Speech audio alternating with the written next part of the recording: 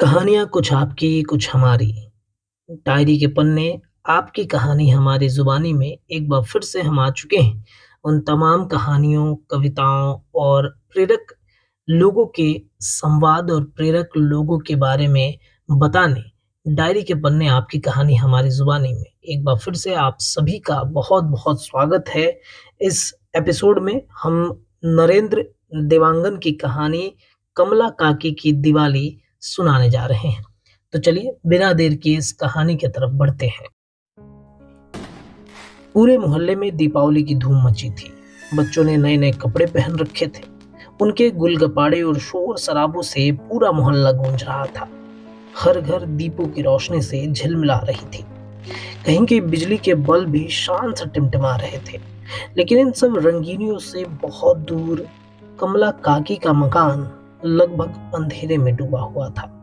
यहाँ तक कि उनके मकान पर जो दीपक जल रहे थे, लेकिन इस जगमगाहट में वो रोशनी नहीं थी जो पूरे मोहल्ले के घरों पे सज रही थी। दूसरे किसी को खबर हो ना हो, लेकिन नन्हे आदित्य को यह बहुत अजीब सा लग रहा था। वो सोच रहा था कि आखिर कमला काकी दिवाली क्यों नहीं मना रही।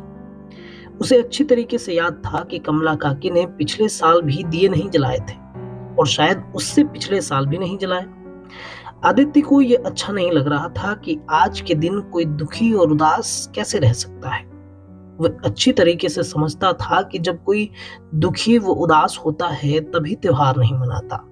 लेकिन काकी को क्या दुख है, यह बात वो जानना चाहता था। परेशान था कि आखिर काकी के घर पर दीप तो जल रहे हैं, लेकिन वो दीप में वो रोशनी नहीं आ रही जो मेरे घर पे जल रही हो।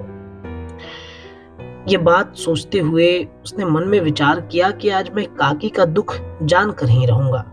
ये निर्णय करके वो अपनी माँ के पास पहुंचा। माँ उस समय रसोई में मिठाई तैयार कर रही थी। आदित्य को कुछ चिंतित देखकर आखिरकार माँ ने पूछ ही दिया, क्या सोच रहा है बेटा? माँ, कमला काकी हमारी तरह बहुत सारे दीपक क्यों नहीं जलाती? माँ ने जवाब दिया, वे बहुत दुखी हैं बेटा। उन्हें दिवाली का त्योहार अच्छा नहीं लगता, क्योंकि इस दिन उनका इकलौता बेटा पटाखे चलाते समय दुर्घटनाग्रस्त होकर मर गया था। उनके पति भी नहीं है, बेचारी मेहनत मजदूरी करके गुजारा करती हैं। आदित्य फिर पूछता है कि आप मुझे हमेशा कहती हो कि दिन दुखी की सेवा करनी चाहिए, तब क्या मैं आपकी काकी का बेटा बन सकता हूँ? आदित्य आज्ञा लेने की दृष्टि से पूछ रहा था। अब माँ तो माँ होती है, किसी अच्छे काम के लिए वो भला क्यों मना करेगी? माँ ने मुस्कुराते हुए हाँ में भर दी। माँ की स्वीकृति मिलते ही आदित्य का चेहरा खिल उठा।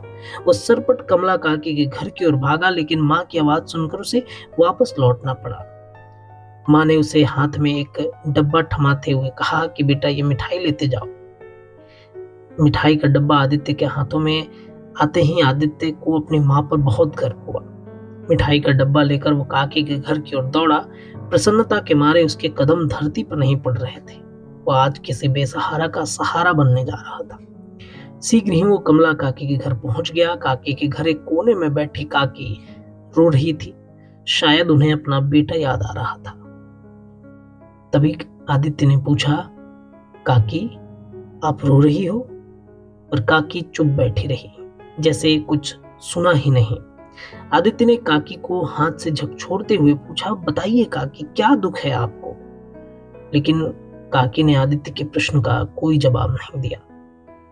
अपने आंसू पोंछते हुए उन्होंने आदित्य को बैठने के लिए कहा, पर आदित्य तो जैसे दृढ़ संकल्प करके आया और बोलता, मैं जानना चाहता हूँ कि आप दीपावली के दिन बहुत सारे दीपक क्यों नहीं जलाते और आप भी रो क्यों रही हैं? आदित्य की जिद के आगे कमला काकी को झुकना पड़ा। उन्होंने भरे गले से इतना ही कहा कि जरा अपने बेटे की याद आ गई थी। आज वो अगर जीवित होता तो वो भी तुम्हारे इतना ही बड़ा हुआ होता। तभी आदित्य बोलता है, काकी अगर बेटा नहीं रहा तो क्या मैं आपका बेटा नहीं बन सकता? मुझे अपना बेटा बना लो काकी। आज से मैं ही तुम्हारा बेटा हूं।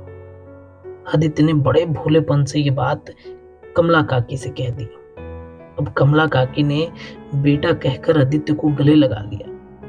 और उन्होंने सोचा कि आज वर्षों बाद कमला काकी के घर में दीपक जल रहे हों। दर्शकों, ये कहानी बेहद ही मार्मिक कहानी है। एक छोटे बच्चे और कमला काकी के घर में किस प्रकार से दिवाली वो छोटा बच्चा मनाता है।